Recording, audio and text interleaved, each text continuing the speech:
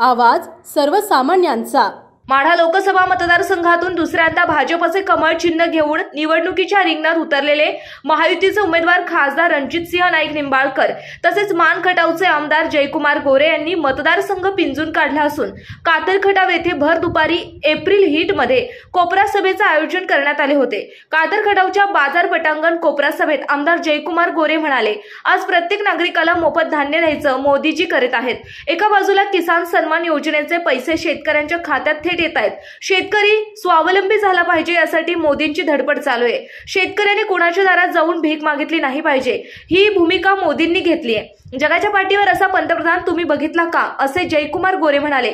विरोधक मान मधून मताचं लीड कसं कमी होईल त्यासाठी प्रयत्न करतायत। ते कोण करतंय? फलटणचे विरोधक। आता या फलटणच्या गड्याला जनता पुरती वैतागली आहे। आता फक्त लोकांना रणजितसिंह दादा पाहिजे, कारण फलटणची जनता वैतागली आहे, अशी टीका टिप्पणी आमदार जयकुमार गोरे यांनी रामराज्य नाईक निंबाळकर यांचे नाव न घेता केली। 1.5 वर्षात कातरखटाव मायनी गटाला सगळ्या शेतीला बारमाही पाणी देणार आहोत।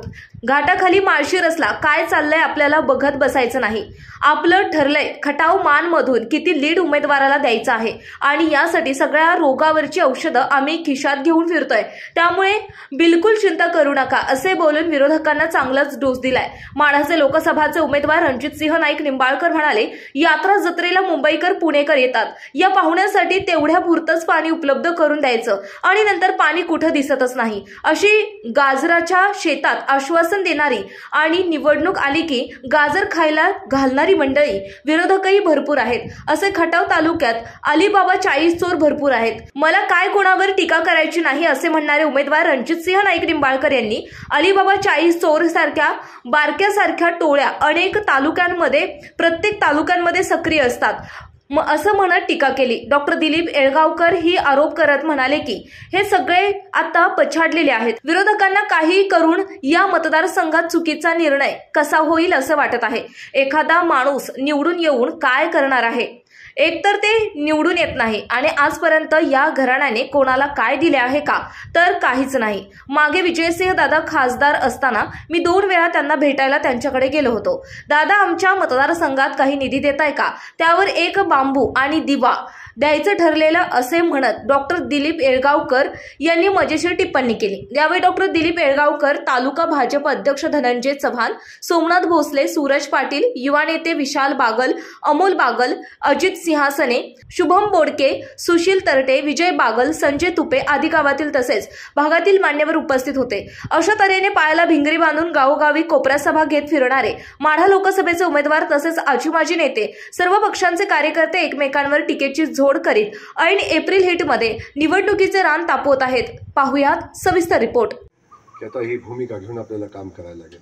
आज कातरखटावचं एवढं धक्तं होऊ नये आणि या या या या गाळ्याच्या माग काय हो, काय पाणी आहे। अनेक गडी फिरतात आणि पाणी कुठे विचारतात। एकदा आणा कातरखटावच्या बंधाऱ्यातून बुडवून न्या। आता उन्हाळ्याचा दिवस आहे, गावागावात घेऊन फिरतात। कधी म्हणतात मानला नेलं, कधी कुठं नेलं। अहो, शरद पवारांची कार्यपिटी एवढी आगाव आहे ना, आयुष्यभर या माणसानं कधी कुणाचं भलं केलं नाही, पण माणूस माणसात ठेवला नाही, एवढं बाकी काम पक्क केलं। त्या माणसावर एवढं बोलावं असं मला वाटत नाही, पण मी तुम्हाला सांगेन, मोदीजींच्या माध्यमातून या देश आज बलवान भारत म्हणून पुढे येतोय, एक शक्तिमान भारत म्हणून पुढे येतोय। आज देशाचा चारी बाजूने विकास होतोय। आज जगातली सगळ्यात मजबूत अर्थव्यवस्था म्हणून आज भारत पुढे येत असताना जगातली सगळ्यात मजबूत 5 नंबरची अर्थव्यवस्था आज भारताची आहे, याचा अभिमान आपल्या सगळ्यांना असला पाहिजे। ही परिस्थिती आज मोदीजींनी निर्माण केली आणि तरी म्हणतात मोदीजी हे शेतकऱ्यांना पैसे देतोय, सगळ्यांना पैसे देऊन, धान्य फुकट देऊन, किसान सन्मान योजनेचे पैसे देऊन, सगळ्यांना घरकुल फुकट देऊन, बाकी सगळं करून सुद्धा देश 5वी महासत्ता कशी आहे, आर्थिक महासत्ता कशी आहे? एवढा पैसा कुठं जात होता अगोदर? कुठं जात होता अगोदर पैसा एवढा? याचा विचार कधी केला का आपण? म्हणून आपल्याला मला मनापासून सांगायचं आहे, आता मोदीजींच्या बाजूने आपण सगळेजण चर्चा करत असताना आज मोदीजी सर्वसामान्य माणसासाठी केलेलं काम आपल्या सगळ्यांच्या समोर आहे। पराभव करायचा असेल तर एवढं कोण लक्ष देत नाही, त्यांना माहिती होऊन जातो। पण मागच्या विधानसभेच्या वेळी बघितलं किंवा मागच्या लोकसभेच्या वेळी बघितलं, या मतदारसंघातनं जाणते राजे निवडणुकीला उभे राहण्यासाठी पहिला राऊंड मारून झाला। जाणत्या राजांचा. लोकांच्या मध्ये गेल्याचे जाहीर केलं की मी लोकसभेची निवडणूक लढवतोय. आणि जेव्हा त्यांनी लोकसभेची निवडणूक लढवायचा निर्णय घेतला तेव्हा त्यांनी मतदारसंघाचा सर्वे केला तर 2 ते 2.5 लाखानं शरद पवारांची सीट लागेल अशा पद्धतीचा माहोल वातावरण त्यांच्या सर्वेत आला. पण जशी त्यांनी उमेदवारी जाहीर केली तशी वातावरणातली गरमी एवढी वाढली की लोक म्हणली या माणसाला मत द्यायचं कशासाठी. या माणसाला तर आम्ही 2009 साली मतदान केलं होतं आणि या माणसाने सांगितलं होतं की काही झालं तरी या भागाला मावळत्या सूर्याची शपथ घेऊन सांगतो की या भागातल्या सगळ्या पाण्याचे प्रश्न मी मार्गी लावेन. सगळ्या लोकांच्या भावना होत्या की आम्ही आता आमची बारामती होईल. जसा विकास बारामतीचा झालाय तसा विकास माढ्याचा होईल. पाणी सोडलं पाहिजे, तिथं पाणी सोडलं पाहिजे, भाऊ अजून 2 दिवस वाढवा, अजून थोडं वाढवा. फरक काय आहे की 25 वर्षामधला फरक काय आहे की नेता जन्माला यावा लागतो. नेता तात्पुरतं सोय करायला नको, चायनीज ऑप्शन नको, कायमस्वरूपी पाहिजे. मग पाटाचं पाणी डोळ्या देखत तुमच्या आलं, तुमच्या पुढच्या पिढीला कळणार नाही पण तुमची हित बसलेल्या मागच्या पिढीला पाणी काय कळलं. बरोबर आहे ना. कितीतरी माणसं आपली हमाल जत्त्यामध्ये मुंबई कळंबोली घाटमाथ्यावर कामाला येतनं घर सोडून गेले. घरदार आईवडिलाला इथं सोडून लोक मुंबईला कामाला जायचे आणि जत्रेला यात्रेला आल्यानंतर तेवढं तालुक्यातल्या आमदारांकडे भाऊ जायचे. त्या ठिकाणच्या आमदारांचं काम असायचं, सभापतीचं काम. यात्रा जत्रेला तेवढं पाणी कुठनं तरी उपलब्ध करून द्यायचं. शिंगणापूरच्या यात्रेला पाणी करून द्यायचं. नंतर पाण्याचं नाव कुठंही नसायचं. मला एक विचार सांगा, आत्ताच्या काळामध्ये पाणी नसेल, सकाळपासून तुम्हाला पाणी नाही तर तुमची किती आपदा होणार आहे, कुठं आपदा होणार आहे, होणार आहे का नाही. मग त्या जर जल है तो कल है, हिंदीमध्ये म्हणतात जर पाणी आहे तर जीवन आहे. आणि जे जीवन ज्यांनी आपल्यापर्यंत आणलं ती मंडळी या व्यासपीठावर उपलब्ध आहे. तुम्ही डोळ्याने बघताय, मी तुम्हाला डोळ्याने बघतोय. आश्वासन देणारी भरपूर आहेत, गाजराच्या शेतात नेणारी बी भरपूर आहेत आणि गाजरं खायला घालणारे बी भरपूर आहेत. इलेक्शन आलं की वेगवेगळ्या पद्धतीची गाजरं खायला घालतात. त्या अशा अलिबाबाची 40 चोरामधली भाऊ तुमच्याकडे काय इतकी चोर आहेत मला माहिती नाही.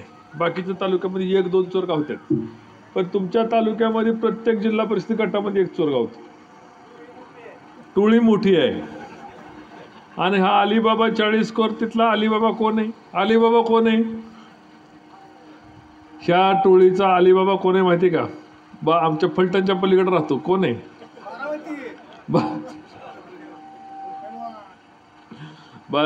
बारामतीचा पैलवान यांचा अलिबाबा आहे. आणि अलिबाबा काय करतो? निवडणूक आली की मागचं सगळं विसरून काढलं, लोकांना इसरायला लावतं. कसं इसरायला लावणार? निवडणूक आली, भाऊची निवडणूक आली की कधी मराठा कार्ड काढ, कधी धनगर कार्ड काढ. त्याला माहिती जातीपाटीत भांडणं लावली की मागचं सगळं इसरतात. डिलीट, मेमरी डिलीट होती. ज्या माणसाने तुमच्या सगळ्यांसाठी करोनामध्ये काम केलं, दिवस रात्र औषध पाण्यासाठी काम केलं, लोकांची कुटुंब मरू दिली नाहीत, मराय आलेली जिती केली, त्या माणसाला सुद्धा एक औषध भाऊ जातीचं कार्ड काढलं की सगळे इसरतात. मग ज्याला जे औषध पाहिजे मराठ्याला बनवून सांगणार तुला मराठा कार्ड करावं लागतंय. एखाद्या नेत्याच्या खिशात पैसे भरणार, तो नेता आला तिथंच बॉम्ब बनणार येऊन, यांनी या गावामध्ये यायचं नाही, अमकं करायचं नाही. एखादं असतं का? हे जे मला काय कोणावर टीका करायची नाही, पण अलिबाबा 40 चोरामधली टोळी प्रत्येक तालुक्यामध्ये बारकीसारखे टोळ्या असतात. उपटोळ्या. धनगर समाजाची मंडळी येणार, त्यांचं खिस्सं चार्ज केलं जातं आणि चार्ज केल्यानंतर ही मंडळी 5 वर्षात कधीच आरक्षण बोलत नाही. आपल्या परिसरातील महत्त्वाच्या बातम्या पाहण्यासाठी मायभूमी न्यूज चॅनलला YouTube वर सबस्क्राईब करा आणि बेल आयकॉन प्रेस करा.